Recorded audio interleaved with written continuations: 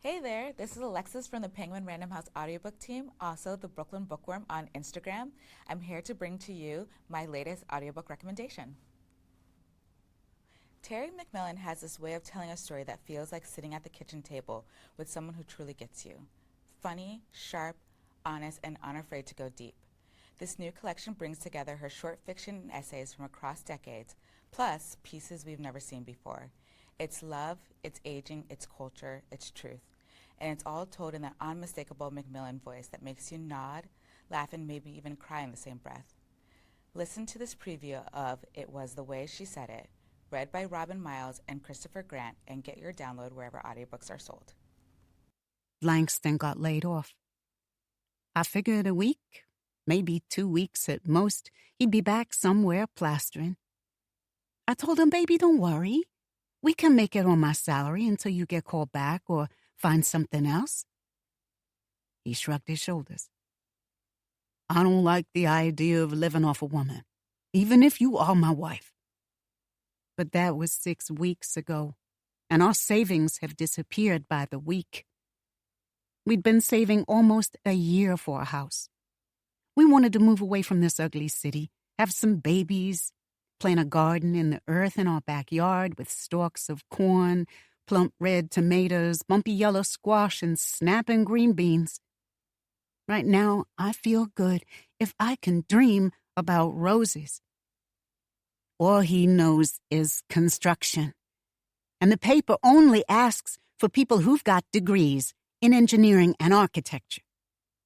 Langston didn't quite finish high school, but he reads. Langston, baby, why don't you try doing something else besides construction? You're no dummy. Can't you find something else? Like what? Well, Glenda's husband is out of work too, and he took a job as a messenger. Be serious, Lola. You know how much they make? Minimum wage. Well, it's better than what you're making now, don't you think? Look, stop comparing me to what other folks are doing, okay?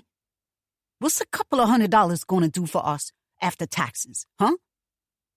It'd mean the difference between bluefish and red snapper, half and half and homogenized milk in our coffee, and it'd mean he could buy his own cigarettes instead of smoking up all of mine.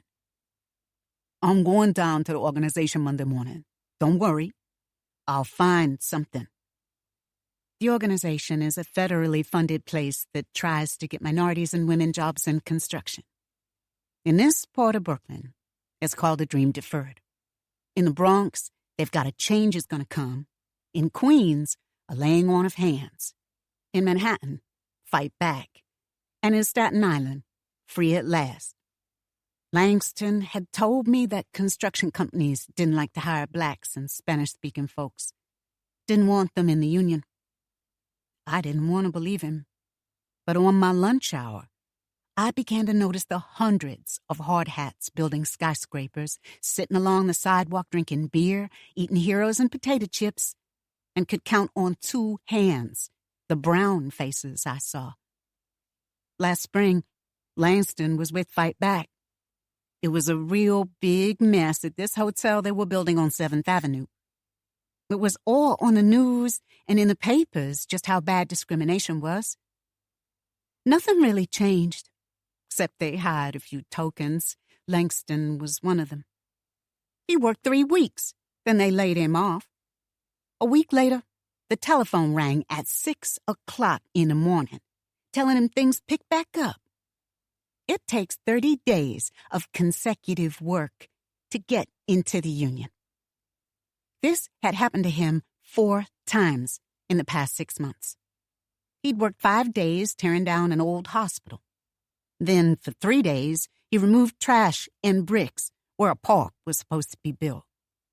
And in the dead of winter, he dug up sewage in the streets for 2 weeks, down there in a cold hole with wild rats.